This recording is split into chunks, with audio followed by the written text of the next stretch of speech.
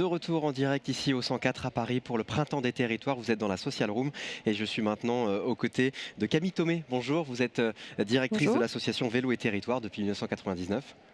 Oui, depuis 2000. 2000 moi-même, l'association depuis 99 en effet.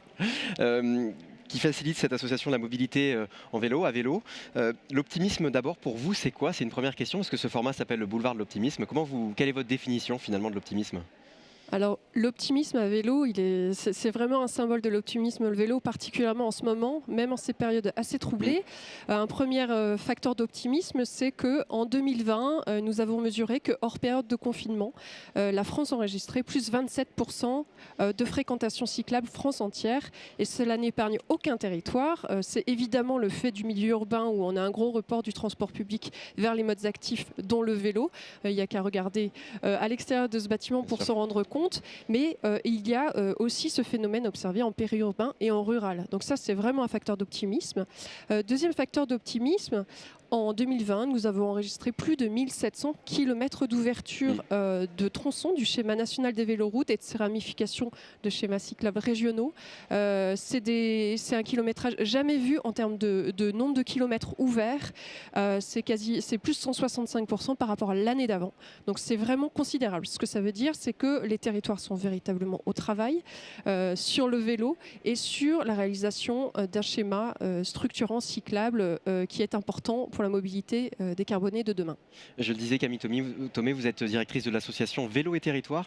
Je veux bien que vous me présentiez l'association et ses missions. Alors l'association Vélo et Territoire a 20 ans, un tout petit peu plus. Un peu plus elle fédère aujourd'hui 11 régions, 65 départements et bientôt une grosse quarantaine de PCI, bientôt une cinquantaine, et Voies navigables de France qui est un gros pourvoyeur de foncier pour le développement d'itinéraires cyclables le long des voies d'eau. Mais ce n'est pas tout. Le Vélo et Territoire, c'est un réseau, mais une association, loi 1901, dont les adhérents sont les collectivités territoriales elles-mêmes et non pas des personnes morales. C'est la raison pour laquelle nous fédérons à la fois des élus qui votent les politiques cyclables ambitieuses et les techniciens, l'ingénierie cyclable nationale qui aménage le réseau cyclable national. Dans nos métiers, notre métier à nous, ça consiste à réunir ces élus, ces techniciens, ces équipes des territoires qui sont à l'œuvre sur le vélo en fonction des différentes thématiques que cela implique, et Dieu sait s'il y en a beaucoup. Notre rôle également, c'est de leur fournir des argumentaires utiles qui, avec des indicateurs qui feront mouche lors de plaidoyers cyclables au sein d'une assemblée régionale, départementale, intercommunale, le cas échéant, c'est de leur fournir aussi des chiffres quantifiables, mesurables sur l'efficacité et l'efficience des politiques cyclables et du système vélo pour les acteurs publics. Et enfin, c'est de les structurer pour le développement, beaucoup sur les itinéraires touristiques cyclables structurants notamment. Et justement, vous me parliez tout à l'heure d'ambition. Ce serait quoi une ligne de mire ambitieuse pour le vélo en France ? Alors ce serait quoi? C'est quoi la ligne de mire ambitieuse? C'est pour Vélo et Territoire, c'est le cas France à vélo 2030. Ça veut dire quoi? Ça veut dire 12% de part modale vélo à horizon 2030. On est actuellement à un peu moins de 3%, donc la marche elle est très très haute. Il faut voir que la France est vraiment un pays en développement sur ces questions-là.